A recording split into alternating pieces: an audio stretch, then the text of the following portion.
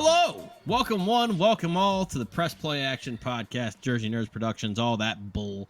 It's Mitchell Lee, it's Tommy Grant, it's Brandon 2. You didn't come here to learn about any of our damn names. You came here because we are beginning to go to the wizarding world. I kind of don't like when people call it that, so we're just going to talk about Hogwarts. We're going to Hogwarts, folks. We're out of Middle Earth and all that crap, all that. No, actually, I loved half of those movies. You take that back, you son of a bitch. Half of those movies I really enjoyed. I think the ratio of which movies I like will be better with the original franchise, at least, and the 7 Harry Potter books that were turned into 8 Harry Potter movies. But guys, we are going to begin this thing with Harry Potter and actually, there is no consensus title on this because in America, which is the land that we are from, this movie is known as the Harry Potter and the Sorcerer's Stone, and it was known that in a few different countries. I think it was the U.S., India, and something else. But most other places, most notably England or the UK, where all this takes place and J.K. Rowling and all that are from, it's the Philosopher's Stone. And we'll also be talking about Harry Potter and the Chamber of Secrets. Now, Tommy, I know that you have the childhood connection more towards Lord of the Rings, and I definitely missed out on that because I was still very strong into the Harry Potter movies. I did not go to the movies a ton as a kid. I maybe went like 2 or 3 times a year. And those movies were the Harry Potter movies and whatever Pixar movie was coming out. So when I went to the movies, it was, a pretty good time. I enjoyed myself.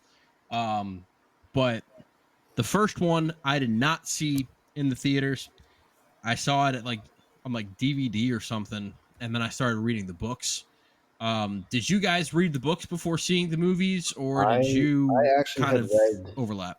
I had read the first book before the movie had came out, which is why I was so excited when it was coming out in theaters that I did see every single movie in theaters when it came out. Yeah. I think This was the only one I missed.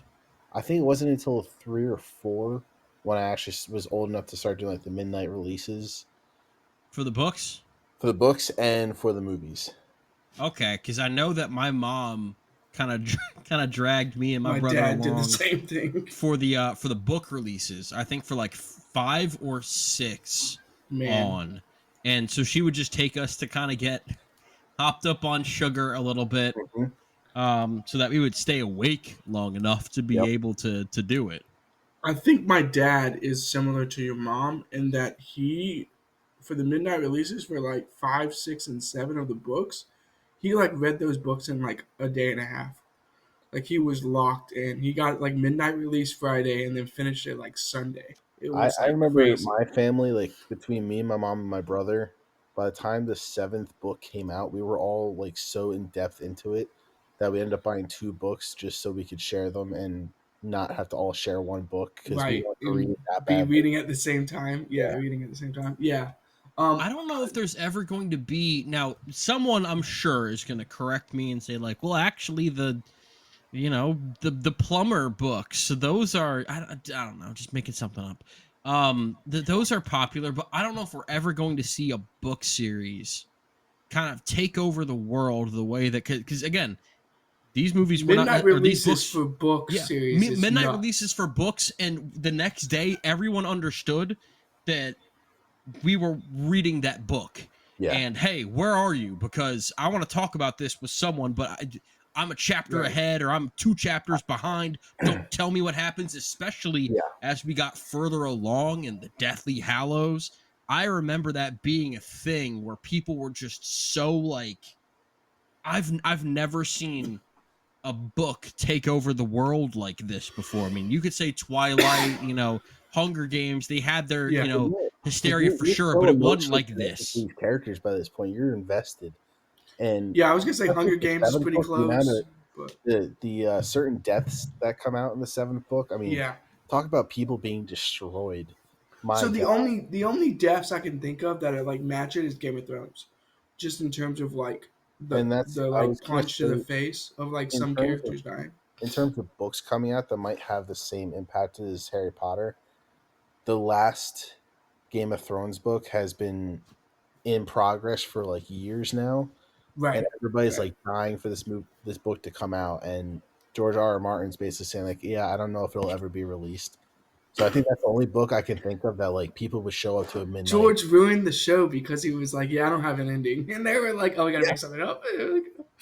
Yeah. So the Hunger Games is close in terms of like, but like I just you won't see a I don't midnight think release it's for a book. close. Harry I Potter was think, a global phenomenon that won't yeah. Yeah, happen yeah. for I a think very Hunger long Games is time. more like a U.S. phenomenon, if that makes sense. Whereas, yeah, And I Harry think Harry Potter Potter. also seemed to transcend age Yeah, like we were in a talking about way with my where, dad. My dad's 35, 40 years old reading these books. Yeah, like yeah, a lot of like the Hunger Games was definitely seen as more of a YA thing, but it definitely had more mature themes for something like that. But this was seen as a kid's book, but only for so long. As it went right. further along, and as we'll see with these movies as well, there's a point in time where they stop being kids books and they stop Yeah. being kids movies, and they just are what they are. And I'll And for give these two props. movies, we are definitely, these are the two where they are more kids films. I think Yeah. especially as we get into Chamber of Secrets, we'll talk about the progression of kind of getting out of that. But as we start with Harry Potter and the Sorcerer's Stone, India, the Philippines, and the United States. I don't know why those are the only uh, places where it's known as the Sorcerer's Stone. Is The it book is the written as Philosopher's the Stone. Philosopher's Stone? It's written as the Philosopher's Stone. Yes, the Yeah. Philosopher's Stone is like the title of it, and they just changed it for They here. they changed Mm, it for marketing because they didn't think Americans would want to buy a book with the title Philosopher's Stone, where a sorcerer is interesting. more fun, more easy Yeah. to pick up.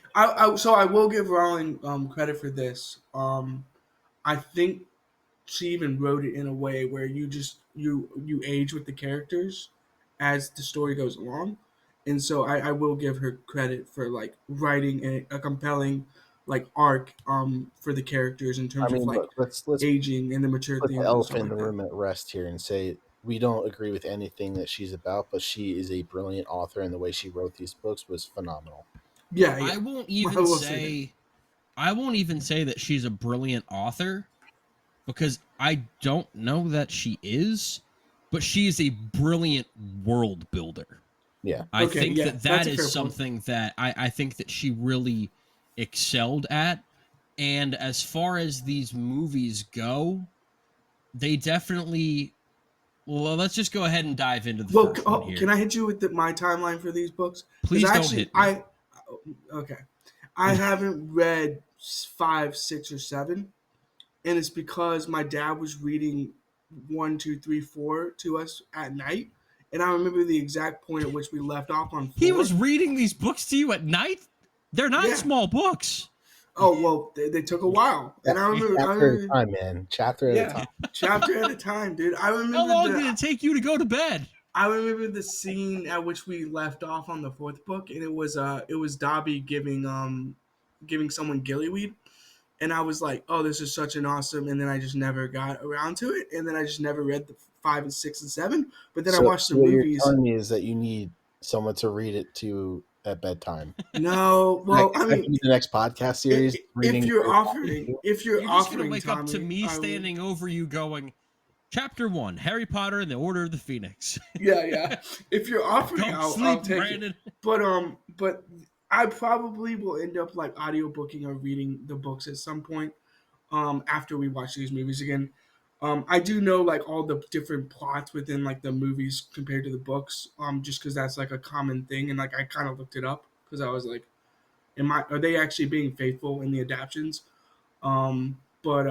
But yeah, that's kind of where I'm at with this series. I watched a lot of these movies in theaters, not all of them like Tommy did, but I've seen these multiple times. But it's been a while since I've watched this series. Unlike Lord of the Rings, which I watched like once or twice, in a 2 year span or in a year span. I usually watch Lord of the Rings like once a year. I haven't watched these Harry Potter movies in quite some time. Last time I watched these was I did a rewatch towards the end of the spring of COVID, the Yeah. COVID lockdown, because that's when I think HBO Max started around that time, and so all of They the Harry put them Potter all on the movies Harry were Potter movies. all of the Harry Potter movies were on there. So I'm like, all right, we're rewatching because I have about half of them on DVD, but I don't have one, two, three. I don't have one, two, or three. I have the rest. Yeah. But I don't have any of the first three on DVD. So I'm like, all right, well, hey, we got all of them right here to watch. Let's do it. And that's the last time I watched it. We're now 10 minutes into this. Let's go ahead Yeah, let's and go, dive let's go. into the first movie, Harry Potter and the Sorcerer's Stone. They got Chris Columbus. No, not the colonizer, the director to make the first one. Trivia question. Chris What else has Columbus he sailed done? the ocean blue in 1940. Home Alone. Yeah, it's Home Alone, right? Yes. Yeah, Yeah, Home Alone, Home Alone 2, Miss Doubtfire. He also did, fun fact, he tried to do the exact same thing as the director of Percy Jackson and the Olympians, The Lightning Oh. Thief. That one was nowhere near as good as any about of it, this. epic fail. And that is tough. That is a tough miss, by the way. yeah, so but he did the first two of these He also movies. sailed the ocean blue in 1492. Oh, shut up. Again, different guy. This movie, okay, it's got a budget of $125 million. It made over $1 billion, although some of that was because of re-releases that got it above the $1 billion Still. mark. It was at Still, I mean, that's 974. huge but success. Still, this was the number one movie of 2001, just surpassing the gross of Fellowship of the Ring. There was a re-release recently, by the way. Like the last, like you would see him. Like yeah, the last weekend, few yeah. months, and I just never got around to it. But the number one domestic and worldwide movie of 2001. This got a few Oscar nominations as well for original score, which lost to Fellowship of the Ring, art direction, which lost to I'm pretty sure it was Moulin Rouge, and costume design, which that one lost out. Yeah, that was Moulin Rouge, and costume design was also Moulin Rouge. So Sorcerer's Stone. That's not a bad one to lose to in terms of costumes. No, or Baz art Luhrmann direction. movies are kind of known for that kind of thing. Great Gatsby, Elvis, Moulin Rouge. So that's not a bad loss whatsoever. And losing to a Lord of the Rings movie in the early 2000s was just kind of a rite of passage for a lot of these movies. But this movie here, the thing that I would say before we get into the cast, because this kind of ties in, this movie's biggest strength, as far as I'm concerned, is the world building. Yeah. Because more than any individual story, this movie, from the very get-go, gets you into this world of not just Hogwarts, but, Diagon Alley, and, just from the very beginning, it gets you so invested into, wow, they make this feel like a real, tangible place. And that's what I think separates a lot of the movies that try to recapture this magic, like the Fantastic Beasts series or the Lord of the Rings, or the Hobbit, rather. Hobbit, or Lord of the Rings, and Harry Potter both made great effect of practical sets that made their environments feel like tangible places that people wanted to go to. When Harry Potter's walking around with Hagrid in Diagon Alley at the beginning, it feels like a tangible place. When they're walking around the halls at Hogwarts, it all feels so incredibly real. And I think that you've got to give a lot of credit to a lot of the tech people for this movie. People like costume design, production design. Those people were all on point for the entirety of this series. But this is a movie that if you don't get people invested into this world in the first get-go, then it doesn't matter, because your story can be decent if people don't want to return to the world and the characters. That's what's really going to affect your franchise moving forward. So not only was the technical stuff great, but the casting of this thing, and it's really sad watching some of watching these movies back, because there's so many great talented people that have impacted our childhood. That I'm watching the beginning scene of this movie, and I'm like, okay, so Robbie Coltrane, he's no longer with Pretty us. much almost Richard all the adult Harris, actors are gone. Yeah. Richard Harris, he's no longer with us. Maggie Smith, she's no longer with us. Alan Rickman's no longer with us. And it is very sad, but you also really have to give these people their flowers, give the casting director their flowers because they hit it out of the ballpark. Yeah. Yeah, I think the casting is the might be the best part of all the of really these movies, right? Like the casting is just so well done, and if you read the books, some of it doesn't match up one for one, but you in your head go, "Oh, I see it. Like I see the vision. I see this person being X person on the screen." Um, yeah, it just works so well, and the performances, and like you're saying, even with like the opening scene, like when they're capturing the light off the lamppost, like that's just like, and then they're shooting it back out, like that just feels like what is going on in this scene, like what, like it just drops you in and immediately starts. It almost feels like a Spielberg movie at the beginning. Yeah, it It just does. kind of has that, no pun intended, magic to it where you're just kind of sucked in. And maybe I get the Spielberg vibe as well because you had some of those movies um where it was like E.T., where it's a group of kids or Well, something like that. I would say you're probably feeling the Spielberg effect because of John Williams.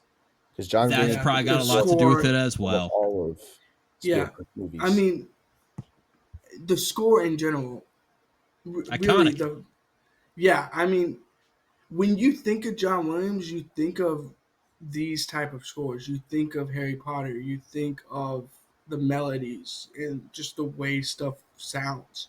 And you're, I feel like it's such an iconic tune and such an iconic melody that it's almost like the Coca Cola brand or like the Jordan, Jordan brand. Like it's or Nike. It's like recognizable. Like if someone heard it, they'd be like, "Oh, that's Harry Potter." Like immediately they would say like, "Oh, that's Harry Potter," and I'm it kind of made me feel so good when I was watching these on a plane. To be honest, I had a flight to Arizona, so I watched both of these on a plane. So probably not the best place to watch a movie, but as soon as I heard the melody, especially in the first movie at the very beginning, I was like, "I'm locked in now." I was like, we're going back to Hogwarts. Like this is gonna be sick." So yeah, the score is just awesome. Like Tommy said, it's one of the best scores of all time, in my opinion. So this movie, and one of the things that you start off with right away that I really liked about this was the relationship between Harry and Hagrid.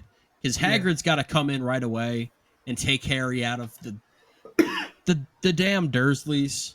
Um, it's funny going back and rewatching these. How at the first few movies, it's almost like every single one starts off with how is he going to get away from these just horrible, wretched people?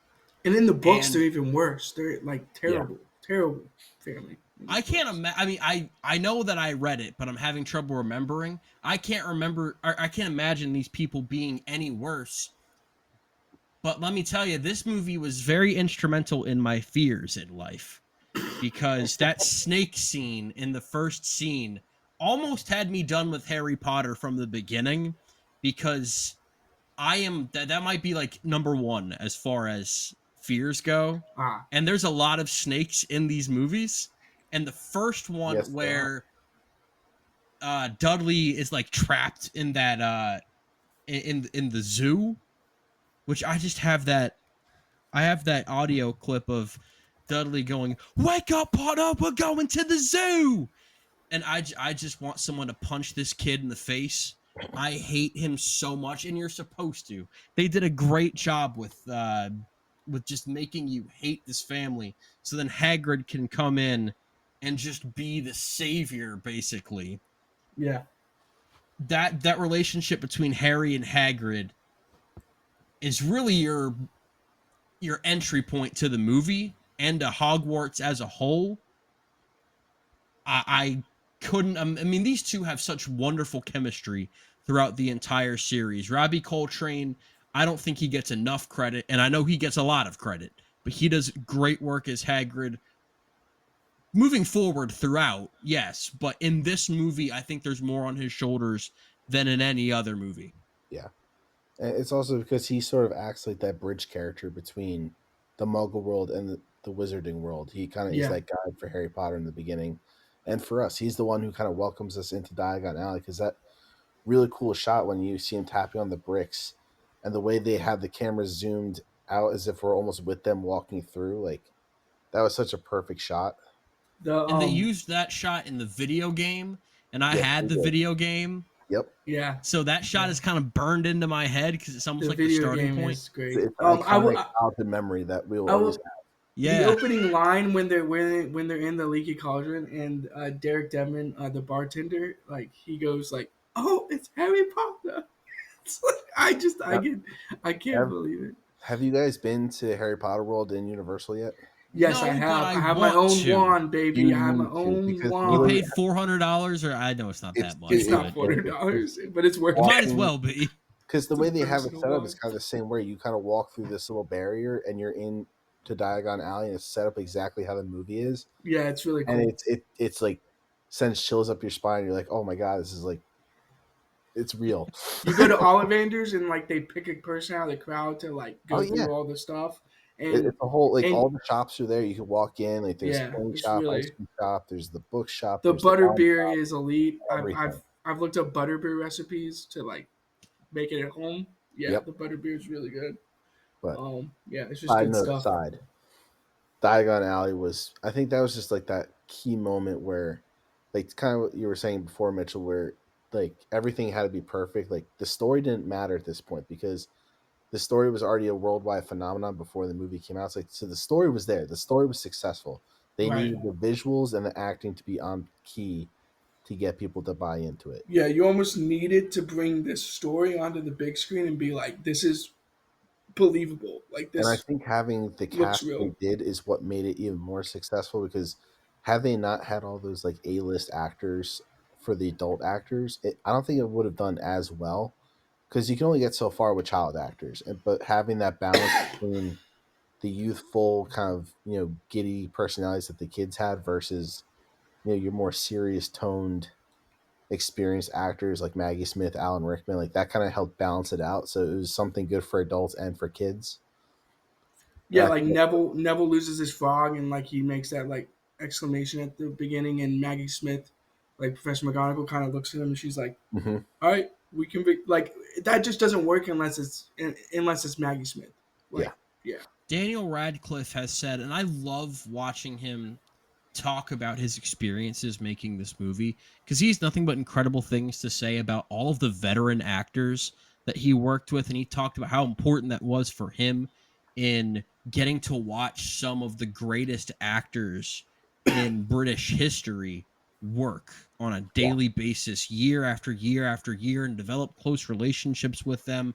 He had a really great friendship with Alan Rickman and really learned a lot. And I mean, Alan Rickman as Snape, I don't really know how much can be said at this point in time because, we certainly learn a lot more about Snape and he becomes much more evolved as the series goes along. But best casting in the series, as far as I'm concerned, he knocked that role so far out of the park. Um, yeah, And it's no, funny he's 'cause just Yeah. Have you he heard usually didn't want the role. He was handpicked by JK, right? Yeah. He didn't want the role, but JK like literally had to sit him down and convince him. She told him the entire Snape plot arc and basically said, "Hey, this is what's going to happen to your character at the end. This is why your character is so important." So he knew something about Snape that nobody else, like not even the readers or anybody, knew at the And I time. think he portrays it on the screen Yes, really that's why well she had done because that. it comes across as like Snape's the bad guy. But you can see like the little like kernels of like, oh, he's actually trying to stop Professor Quirrell. He's trying to do this. He's trying to do that. But he's not trying to give away that he's like whatever he is in the later books.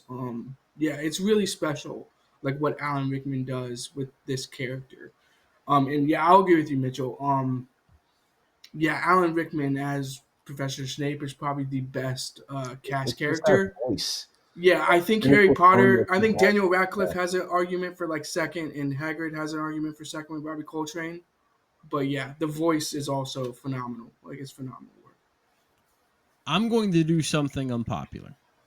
Okay. I'm going to start talking about the negatives, the things I didn't like, because if you've noticed, we've been talking a lot about the series as a whole, and I compared this movie to Captain America: The First Avenger, which would come out 10 years later. In that movie, it's fun, it's enjoyable, but the things that I like about that movie are so important moving forward, because the stuff that I really liked about that movie was like, wow, you nailed the character of Captain America. I really like the actor that you got to play Captain America, and I thought that the relationship between Steve and Bucky Barnes was really good. Some particulars within the story and pacing issues, and I had some stuff issues with that, but as far as the franchise moving forward, a lot of positive things to take moving into the next one, into the Avengers. This movie, I feel a lot of the same way, where I'm like, I don't really care about the Sorcerer Stone. I'm going to be 100% honest. I think that a lot of this movie is just kind of taking advantage of the fact that so many people wanted to get sucked into the world of Hogwarts, because that's basically the whole first half of the movie. And once we start getting into the plot of, Professor Quirrell, and it's just kind of a meandering movie as far as I'm concerned. I think that these child actors would really grow into their roles. But like, I think Emma Watson's pretty bad in this first movie. If I'm being honest, I think that Rupert Grint of the three was probably the best in this movie, just for me personally. But even he had some goofy parts, and like honestly, the He had whole some chess scene is like kind of it's the chess cringeworthy. scene, the whole climax just kind of, I don't want to say this, it kind of felt like I was watching Percy Jackson a little bit. It kind of felt like I was watching Mm, more of a rip off of Harry Potter rather that's than the tough. actual thing. Yeah, I don't know about Um, that, but yeah. I think that I don't want to punish the CGI too much because it's from 24 years ago. Some of the Quidditch scenes are a little like, I'll kind of give it a little. First of all, I just think Quidditch is such a stupid game, because you just have, really, it just comes down to the snitch. What are the other players doing? It comes down to the They're snitch. playing. The It's snitch is only the worth only thing. 150 Yeah, points. the snitch is the. No, I'm telling you, the snitch is the only thing that matters. Everything everyone else is doing is pointless. It only matters. It only matters in the context of the books. 150 points is really not that much. That's like Uh, 15. That's like 15 goals, right, But the way Tommy? that they Like, play it out in these movies, none of the other, like, they catch the snitch with like 50 points on the board. this is It's like, why well, you what did need anybody to else? read the books. yeah, the books I are need way to better at reread the this. books. The books I are way read the better books. at I was this. just younger. I agree, but I'm talking about the movie right now. Because they're I'll trying to move the also story along. They're not going to have 18 minutes of Quidditch play. Like, they're just not. Like, it's. Because in the I'll books say they that talk the about how stuff there's some with Quidditch matches that lasted weeks and weeks and weeks, Right, so and then the the sport snitch is got up less so high. important. The snitch And is there were less some important. matches that the team that caught the snitch lost the match just because they wanted to end the game. Yeah. Doesn't And Victor Crumb, like, lose uh-huh, in the World Cup because of it? Like, yeah. yep, Yeah. I'll say Quidditch, that the Quidditch is an awesome sport, by the way. You're just a no, hater. I love the Quidditch video game. It was awesome. And fun dude, fact, best fucking video game. I wish they would remake no, They're it. it bringing it wasn't, back. because You guys haven't seen? They brought it do you know back. why it wasn't fun? Because Why? my brother got the game, and I don't know why we all just like assumed that he would tell us the right information, but he was teaching us how to play the game. But so that he would always win, he told us all the wrong So things. look it up online. Oh my god. But this was It's Kudos, 2004. soft. It's kudos soft. to Alex for being so Yeah. Yeah. goddamn No, no, smart. He no. outsmarted I, all of you.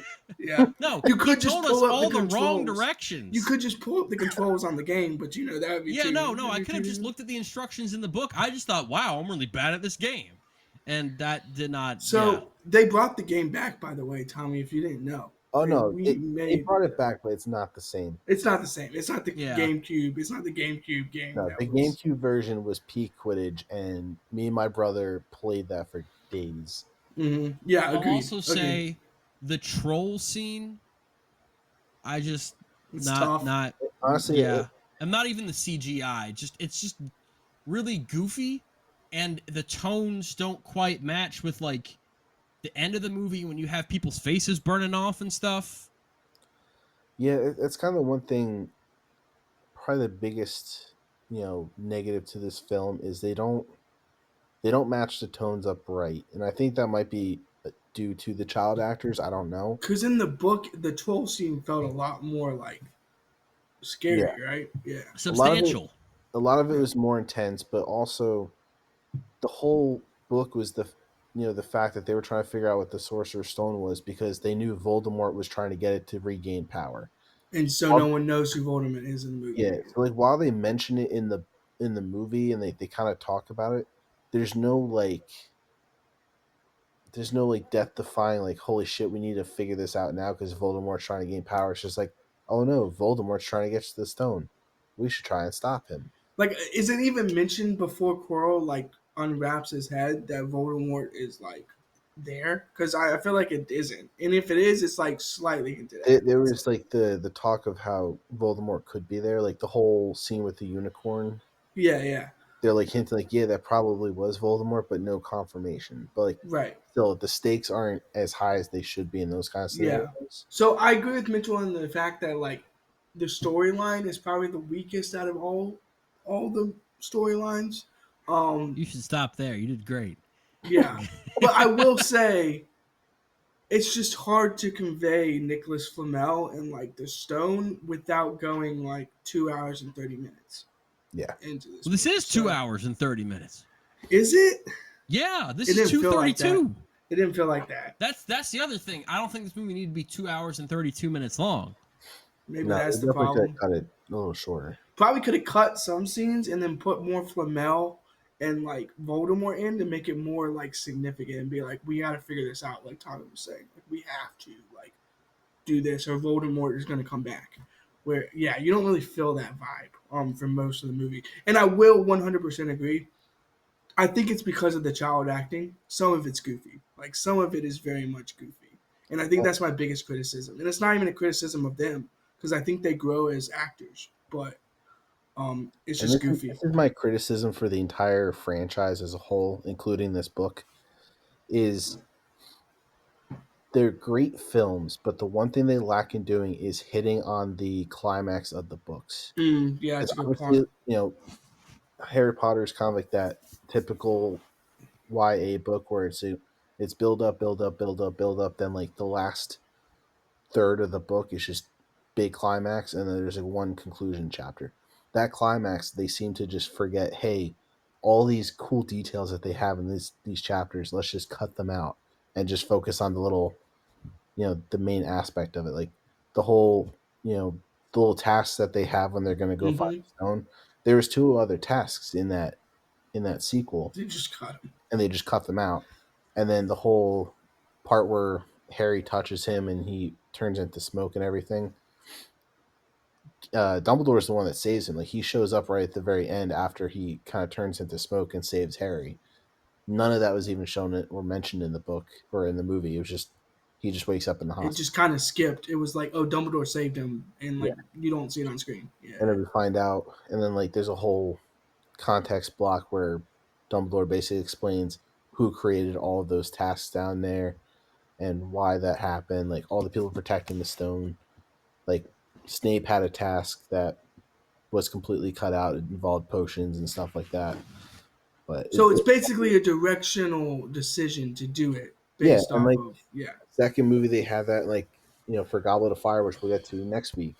There was so much more in the maze Yeah, in the book. So so many, much more. there So was much so more. much more cool stuff that they had in there, but they just cut it out. Oh no. But They hey, cut out stuff in the best Harry Potter movie, spoiler yeah, alert. they cut a lot of stuff out. That's my biggest gripe. Which Maybe that's why the series is going to be awesome. I mean, we'll have to find out. no, But I can't get behind it. I'm sorry. This you can't replace that cast. yeah, For I think that they're for the new generation, sure, I'm sure they will love it. But for those of us that have grown up with with those movies, that cast, like you can't replace them. I'm sorry. yeah, I that's think fair. it's going to be I think it's going to be something where maybe younger people can get more into it, but maybe it's just being stuck in our ways. Maybe it's being spoiled by the greatness of that was the cast that we had. But it's going to be damn near impossible for.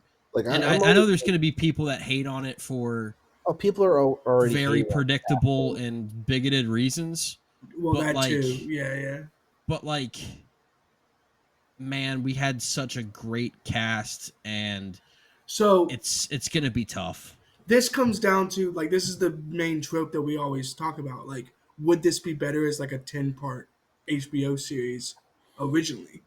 Like, would people Well, have each like book is watched going to it? be its own season. Right. Would people have watched it though? Is like my biggest question. Like, would people have watched the 10 episodes one first season of Harry Potter? I We would. would have. I think Mitchell would have as a 12-year-old or 14-year-old.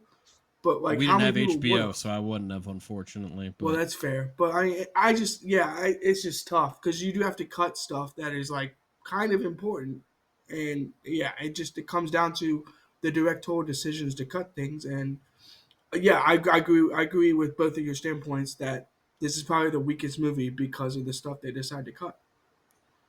I'm going to make mine short and sweet so we can get to the next one. Yeah, go ahead. I'm at a B minus Wow. 97.86. So it's a really high B minus, and it's a movie that I would, it'd be a fresh on Rotten Tomatoes. I don't think any of these Harry Potter movies would get a rotten from me. Um, and the stuff that it did well, again, very important stuff. That this was good foundation for the series to build off of. But as an individual story, it's definitely one that I feel the least connection to. Yeah, I guess you can go, Tommy. I'm probably gonna be the highest, but we'll see. So Yeah. yeah, mine is a B 50%. I think this was probably the weakest of the movies, which is funny to say because I feel like this is the most nostalgic of the movies. It But in is. It terms And of that is. impacts a quality, lot of people's grades. yeah, but in terms of quality, and again, it's a very lighthearted movie, so it's not as epic as the other movies are, which is definitely impactful on the grade. Um, so yeah, that's what I'm going with. Man, yeah, I'm definitely the highest then. And I don't think it's nostalgia. I think my gripes with this movie bring it down like an entire letter grade, but what they do extremely well, I absolutely adore, and I would have had this in the A range. Um, I'm gonna say that this is an A minus 10.5. Okay.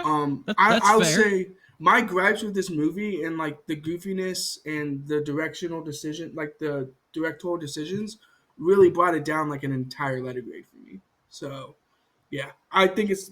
We'll see if it's the weakest for me on these rewatches, but I have a feeling I might be in the A minus territory for a lot of these movies. So we'll see. All right. Well, with that being said, we move on to the year 2002. Harry Potter and the Chamber of Secrets. Again, Christopher Columbus, or Chris Columbus, or, Lewis and Clark, whatever the hell this guy's name is. Um, Cortez. November November 15th, 2002. $100 million budget. So this was actually a lower budget than the first movie. Made That's kind of crazy, 800. right? It Yeah, is it's kind of crazy. $882 million. So still a giant success. Less domestically than the first movie. Then again, the first movie did have, it was the first one bringing everything to life. It was the number 4 highest grossing movie of 2002. Name the other 3. Two Towers. 2002. Yeah, Two Two Towers is Towers one. is number 2. Uh, ooh, did Attack of the Clones come out this year? Attack of the Clones was number 3. Yes. And the number 1 grossing movie of 2002. Well, it wasn't The Pianist because that I movie know. I did know we talked no about No, numbers. it's it, not Lord The of the Rings. Pianist, Brandon. I said it did no numbers. I said it wasn't. The Pianist did not make more than Lord of the Rings, The Two Towers, and Harry Potter and the Chamber of Secrets. Sue me. It was Gangs of New York. No, Dang, I don't No, know. that was we number talked about 35. we talked about this when we did Lord of the Rings, but I can't remember what the hell it was. Yes, we did talk about this one. It was Lord of the Rings. Did we? Wow, We that's did. tough. That is tough. All right, give it up. I can't remember what it Yeah. was. Spider-Man. Oh, Like the first, like Tobey Yeah, Maguire the first Spider-Man? Tobey Maguire, Sam Raimi Spider-Man. Yeah, Yeah, but 28 that Days made Later to be came able to out. go back. did So what are we not doing? make more than Spider-Man. I wish we No. could go back to the year 2002 and just watch all these movies for the first time. What a crazy time for movies. Yeah. Yeah, What a it was a crazy time. very crazy time for I movies. mean, I this was this year 8. must have been stacked. I mean, Gangs of New York, Born Identity, Minority Report, The yeah, Born Minority Identity, Report, The Pianist. I The mean, 28 Scorpion Days King, Later. Yeah. Scorpion Blade King. 2.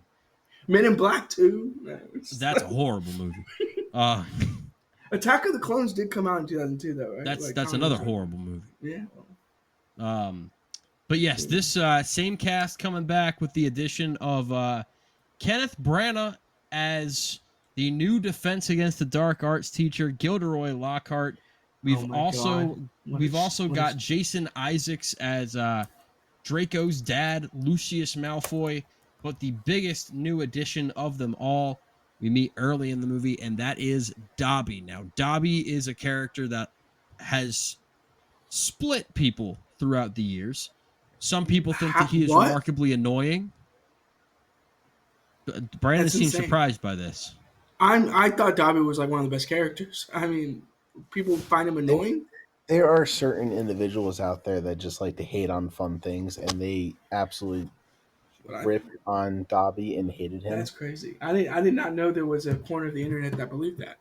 There it is. Well, I know you say that, and you look at me, and you expect me to be the one that says that I think Dobby's annoying.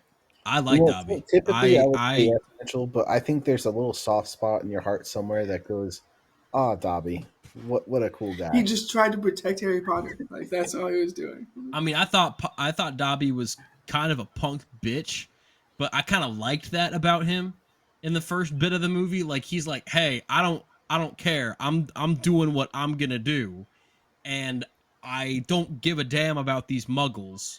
And I liked that. I thought that was entertaining. I When thought he's the punishing opening himself. When I he's have a punishing counter himself. question for you though. was that. Looking at Dobby from the perspective that he sabotaged a sporting event, do you still look at him in the same light? Because Did he he was the one, sabotage the He sporting he event? did he he did he sabotaged. did He's the one sabotage the that Quidditch, cursed right? the bludger. Yeah, he's the one who cursed the bludger. You know what? Gryffindor still won. Gryffindor was going to win, so I'm not really.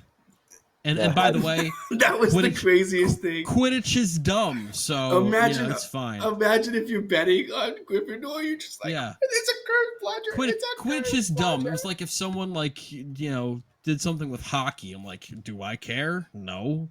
Oh, Play a man. real sport. That's tough. But I remember going to see. This was the first Harry Potter movie I saw in theaters. I saw it with just my mom because she was a big fan of the books and she knew things that were going to be in that book. And she said, "Alex, you are 5, so you're not going to see this movie with us. You're not seeing the basilisk. You're not seeing the basilisk. You're not seeing the Chamber of Secrets, and you're definitely sure as hell not seeing that spider scene that." You know what? I think I think that kids need to get the piss scared out of them a little bit. I think that's important. Mitchell's for I think it builds arachnophobia. character. Yeah, Mitchell's for I think it builds arachnophobia. character. And let me tell you now, people always talk about like how scary the Dementors are in Prisoner of Azkaban, and we'll get to that next week. But I'm 30. All right, I'm 30, and I was sitting in that room yesterday, or not yesterday, whatever day I was watching Chamber of Secrets. And like I had like my hands over my eyes watching this PG movie with these spiders in it because I would like when the one spider gets into the car and starts pulling at Ron. No, man, no. Yeah, No. I don't know how this got a PG rating, to be quite honest. I don't know. You have I know. So you mentioned you're horrified of snakes, but do you have arachnophobia as well? Yeah. Yes. So you're of you're bigger an spider. I can do ophido- small spiders just fine. You're but in like, a phytophobia and arachnophobia, or like you think. Apparently, snakeophobia is a phytophobia. Well, then you would get along just perfectly fine with Rupert Grint because Rupert Grint also has arachnophobia. So Yes, he his reactions does. in the filming of this movie were very genuine because he was horrified. Oh, so did This they movie- actually put like real spiders on him or something? I'm sure in the scenes where they have the small spiders going around, yeah. Yeah. This movie is just full of Rupert Grint making the stupidest faces you can possibly imagine, and and making like the stupidest I kind of decisions. Yeah, making the I stupidest kind of decisions. like that, Yeah. because like we open up with them and they've got the flying car, and they're getting Harry out of away from the Dursleys again. Which out of all the Dursleys house sequences, this is by far my favorite one. Oh yeah, I love it so much. The flying The car, and then fact. you get to see the Weasley house, and you get to meet the Weasleys. Mm-hmm. And I just really liked that sequence. The platform 9 3/4, and having to steal the. Arthur Weasley being the Dad of the Year award. I mean, come on, coolest dad you have. Oh Mom's yeah, basically mom's basically passing the hint of, hey, your kids took your car. You He's know, like, oh, how did it go? like that was the always the Weasley funniest thing. parents are great in this. They don't have the biggest roles, but when Yeah. they step in, they're like the opposite of the parents from Transformers. Where you see Shia LaBeouf's parents in Transformers, and you're like, can someone please just hit these people with the school bus? Whereas in this movie, you like spending Well, time with see, the you Weasley say they family. don't have big roles. I say the opposite. While they might not have as much screen time, That's what I mean. they still have that big role because, like, even in the first movie where they send Harry Christmas presents, Harry's never gotten Christmas presents before, but yet these Mm-hmm. random people he just met sends him Christmas presents. So, like, they're his parents that he never got to have. I personally like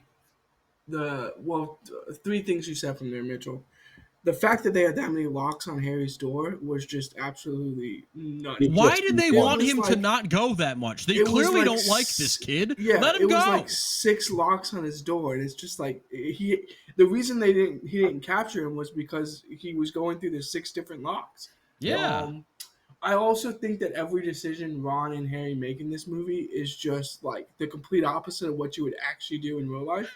And I think it's good for the plot, and I think it's good like for character development. But my God, they make some awful decisions, and it's like, oh, we can't get through the platform. What are we gonna do? Well, you could just wait for your parents to come back, and they'll probably get you to Hogwarts somehow. And it's like, oh, we have a flying car. Let's use that. It's like The I just can't. car. Yeah, the car.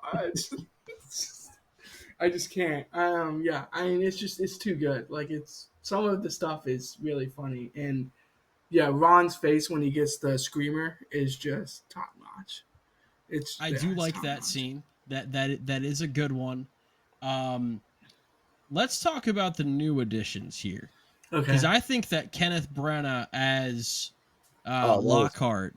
perfect. you I like thought, him? Oh oh, no, I love him. I love him.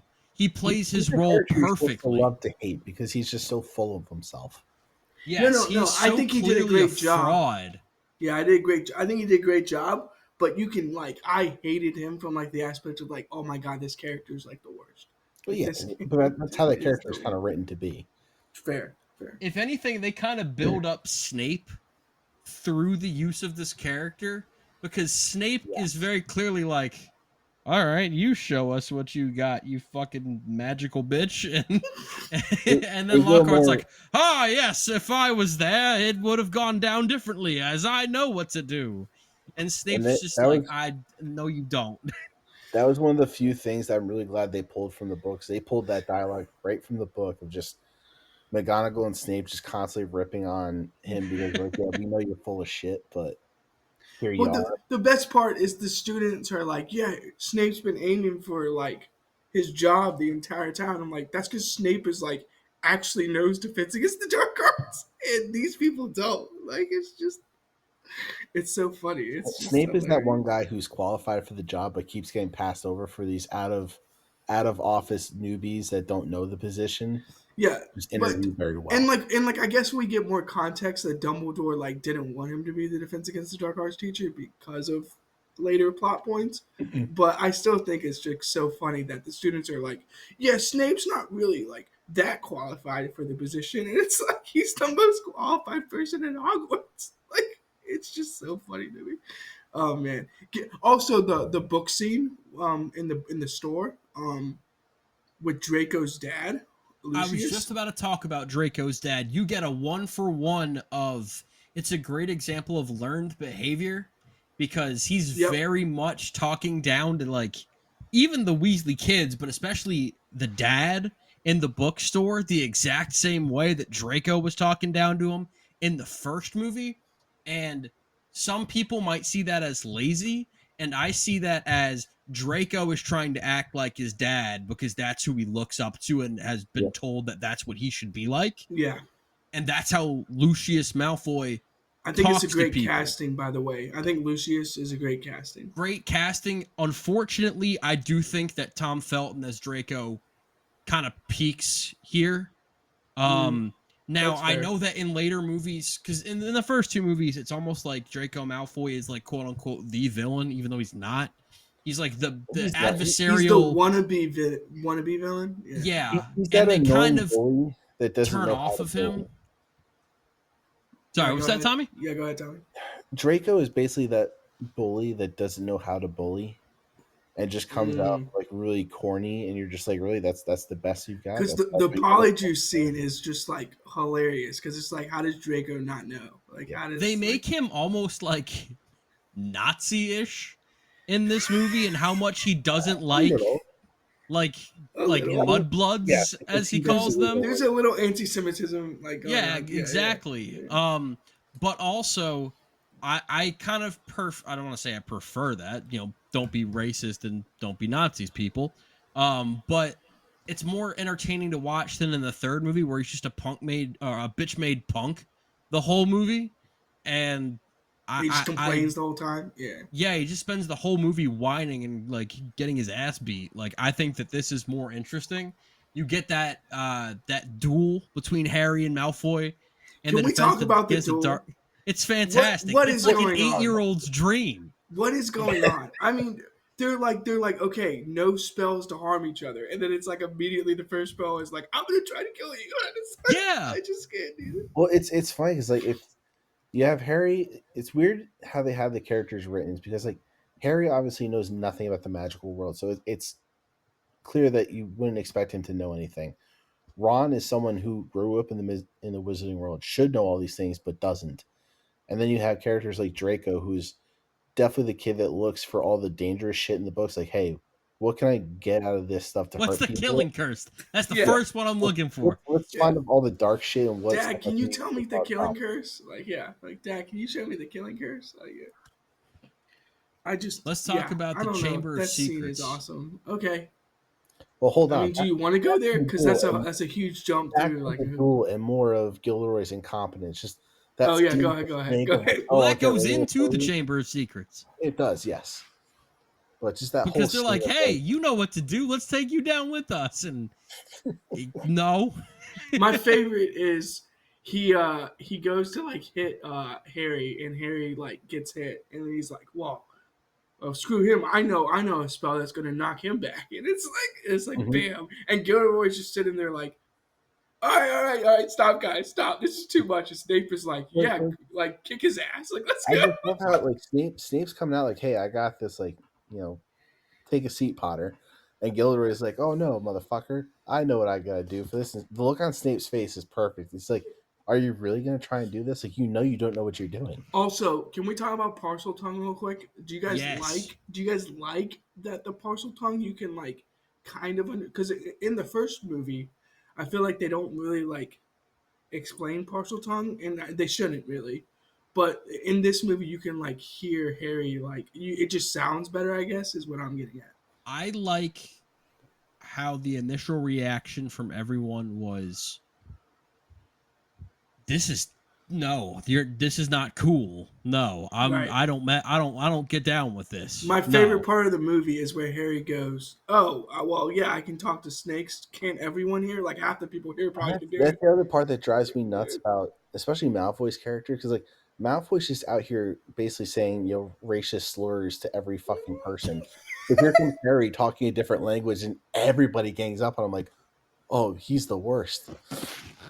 What's your deal, Potter? Well, I think that Malfoy's in Slytherin, and it's like, yeah, expected. No, he's gonna be a racist piece of shit. Like, that's do you not see? Like, he's in Slytherin. Hello, like Gryffindor. It's like, oh, you're not supposed to do weird shit. You can tell Hermione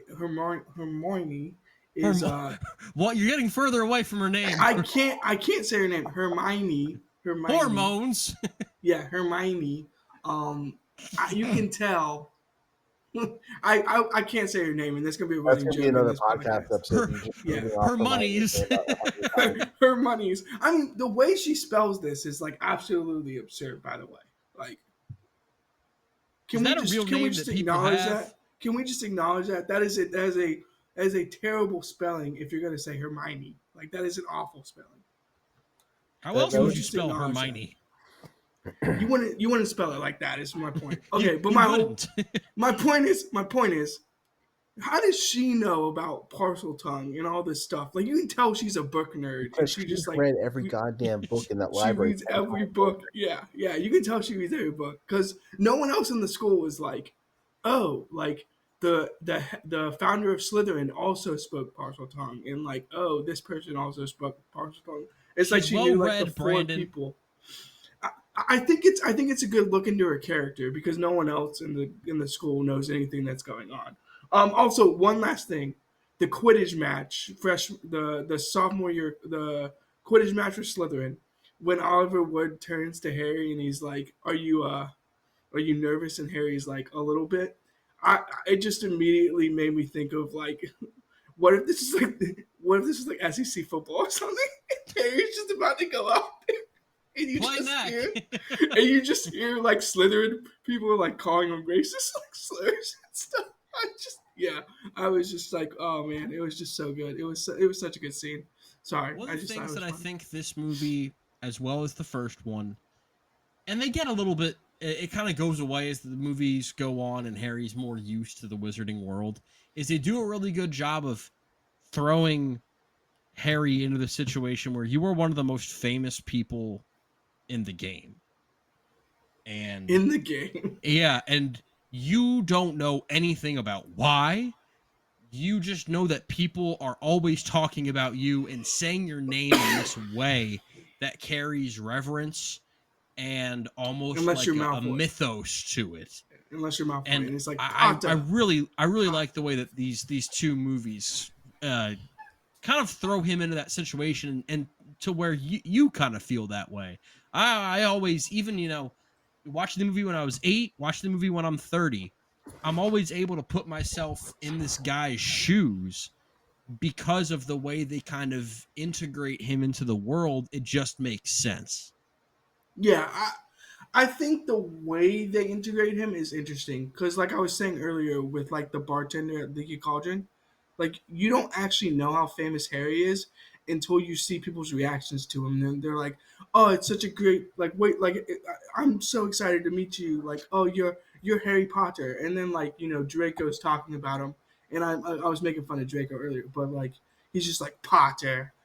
What a terrible name, Harry Potter. And I'm just like, I can't. I do think this is like Tom Felton's peak, maybe, in terms of villainous. So yeah, the way they integrate Harry into the story is really really cool because, like you said, Mitchell, you kind of feel with him. Like I don't know what's going on, but I know that I'm famous, and I don't really know why. Which is kind of like the weird part of it. I guess we can get to the Chamber of Secrets, right? Because like, Let's get to the scary I think the stuff. Tom Riddle storyline is the best storyline maybe in the entire series. Like, the Tom Riddle storyline to me is like fascinating, personally. I don't It's know a if I fun would go plot twist to quite throw in at the that very far. end. I mean, yeah, we'll see like in later movies, but I think it's like a fascinating storyline. Is what I'm It getting read at. to me more like an M. Night Shyamalan type of film where it's like you have that random plot twist at the very end that makes you You rewatch think? the whole thing and you're like, oh, that makes sense now. But I mean, maybe. But I liked it. I liked it This a lot. movie has a very similar type of twist to a movie that you're going to watch for your 2010 list, Brandon. If you know, then you know. Where they have that whole letter thing where it's like Tom Marvolo Riddle and it spells out I am Lord Voldemort. I And thought it's that was just good. like, okay, all right, let's see where this goes. And the basilisk is scary. The spiders are scary. You've got dead, or not dead, but petrified kids with a lot of blood all over the place in this PG movie. For an 8-year-old, You got a cat this hanging. Like, this was a scary movie.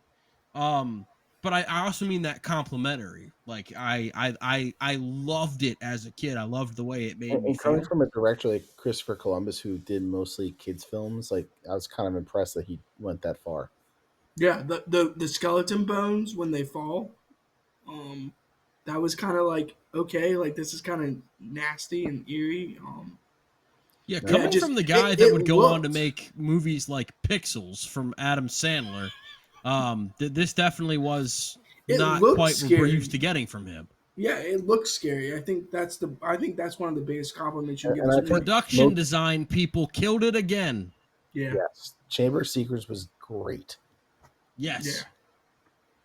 Well, how do we feel about the basilisk fight? I thought it was good. I I mean, liked it. with the amount of CGI they could use and having Harry fight off a massive ass snake, I don't know With what the help of a phoenix. with the help of the Phoenix, yeah. I don't know what practical effects they went into if they had an actual like dummy basilisk that they used for close up scenes with Harry, or if it was all CGI. I'm not quite sure, but it still looked really realistic. So I mean, it wasn't one that you watch and like, oh, that is totally fake. It actually did look pretty realistic, especially for a 2002 movie. I Yeah, always kind of grade on a curve when I'm watching.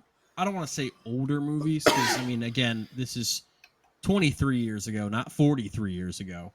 Um, and so I just kind of go, all right, how did it look like compared to other movies CGI at that time? And as far as that goes, I think this was really well done.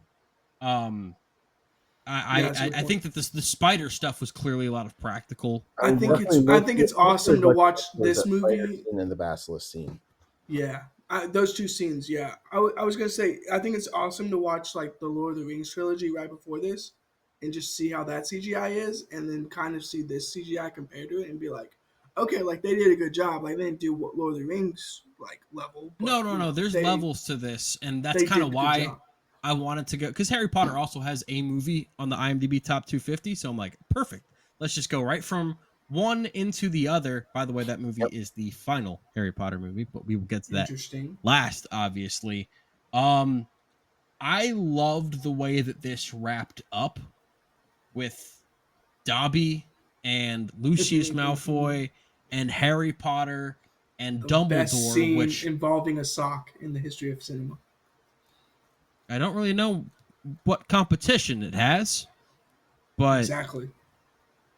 I I'm, mean, I'm sure the adult industry would say differently, but Wow. Yeah, good topic. I Good. wasn't going to go there, but you did. we So had good to. job. Um, I appreciate it. I couldn't resist on that one. Lucius Malfoy was just straight up about to like kill a kid in school, which all Yeah, right. he almost hit him with the he almost hit him with, it wasn't the killing curse, but he was No, it going for was. it. Oh, he Oh I'm was? pretty, no, I'm Oh. he pretty was sure gonna it kill was. him. I was gonna go Yeah, Avada on yeah, no, it's not good. Which yeah. is crazy to me, like the fact that Dumbledore didn't come like right down. Like, what did you just say? Thank you. I always thought that was weird. It's like if someone Death Eater? pulled a. Like It's like like Death if a Eater? Like, parent of a kid went into a school and pulled a gun on this 8-year-old okay. kid in the school, and the principal just said, "All right, that's enough. Please leave." Like, no, So you take so more action than that. my whole thing with Lucius throughout these entire films is like he is so clearly a Death Eater, and Mhm. people are just like, oh well, I Oh, mean, maybe he is, like he he's could just be. Malfoy's dad. No, Yeah, he works at the Ministry of Magic. he's so clearly a Death Eater. It's like not even like And hinted at. Mr. Weasley knows that too. He's been on to him from the start. Right, Yeah, exactly. He was onto him forever, and yeah, it's just yeah.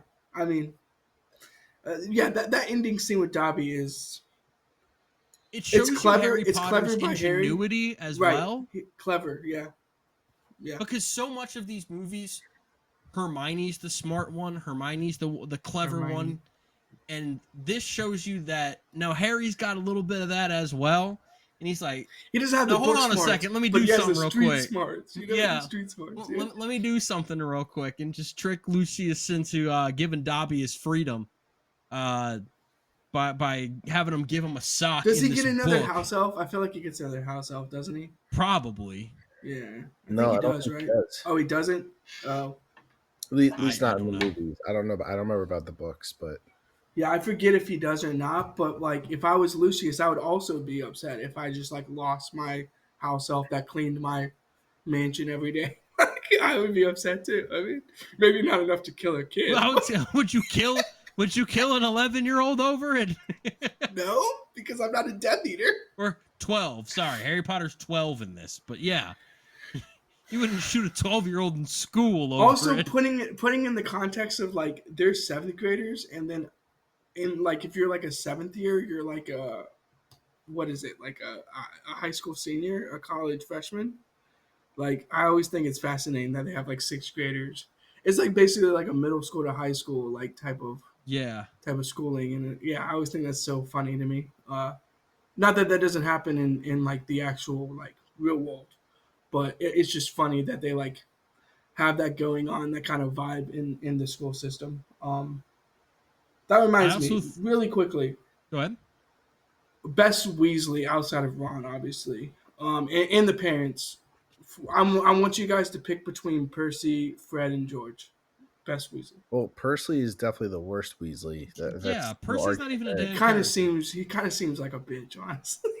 When Um, Malfoy just calls him out, Malfoy's like, "What are you doing down here?" Well, I'm actually a prefect, so like, what are you doing down here? And it's like, he's the character that's written in the books to be that uptight douchebag that wants to be the fucking president and is yeah, the brown nosing asshole the entire series. yeah, that's true. That and you don't get that vibe in the movies, but in the book, you No, definitely you get it. don't. I'm gonna say Fred is my favorite Weasley, but Charlie, when he gets introduced, is pretty hype too. So Sure, Fred and George. you don't like Fred and George's appearances? No, I I like their do. appearances in this I movie. can't distinguish them. It's hard for me They're the same. Yeah. because in the movies I would say Fred and George because they are the troublemaker duo, but in the books I would go Ginny Yeah. because Ginny Okay. is a trash talking. I mean, she puts Ron in his place so many times, and they have that like pure like sibling banter the entire series. God, I wish they showed that throughout like the movies. Well, Like, that's another gripe we'll get to later on. But like, her character has no depth in the movies, whereas in the book, she's a very fleshed out character. mhm. She has a lot more entertaining dialogue. Whereas this, she's kind of just a She's person there. there, nothing really going Yeah, she's on. there. Yeah. She likes Harry. We know that. Yeah, That's about it. Yeah. that's about it. All right, I'm going to give this thing. I got very close to an A, but not quite there. A minus 84.22. This movie definitely stepped it up from the first one as far as I'm concerned. And spoiler alert, the trend of the movies continuing to get better will continue. Interesting. Yeah, go ahead, Tommy, because you might be the lowest, so I want to be in the middle when you Ooh, Mine become the third. is a B 80%. It's just a little bit bigger than. why Interesting. so low? Why are Yeah, you a why so hater? low? I'm not a hater. He's trying You're to protect hating. Lord of the Rings. He's trying to protect Lord of the That's Rings. what it is. Yeah. If we had reviewed this after any other set of movies, you'd be like, No, "Oh, it's an A minus." no, you and I know the third movie will be a lot higher. Third movie was my favorite. Okay. The first two, I'm not saying there's anything bad with the first two, but they're more kid movies. It's I know there's more better things to come. I really despise myself when I was like watching these movies because I'm like, am I really gonna go like in order, like through the first like four or five, and just be like, this one is a little bit better than this one, and this one's a little bit better than this one. Uh, the third and the fourth one to be seen, but this one for me is an A minus 25.5. Okay, Just a that's fair. step up from the first one. I like some of like the action scenes a little bit more in this one, like the Chamber of Secrets and the Gilderoy, the Lockhart character is Mhm. just absolutely well done. Yeah, and also like the introduction of like Lucius and Dobby, I just think it's done a little bit better than the first one. But I find them in the same plane when I'm watching them, and that's a pun because I was also watching them on a plane. I thought that's what you were referring to. So I was saying like the same plane of like grade level. I guess I was trying to make a pun. Okay. Yeah, Yeah, puns. yeah. All right. Puns. Well, Yeah. that wraps up the first 2 Harry Potter reviews. Philosopher's Stone, Sorcerer's Stone, whatever the hell stone, and Chamber of Oliver Stone. Secrets, Oliver Stone, uh, Diamond Stone.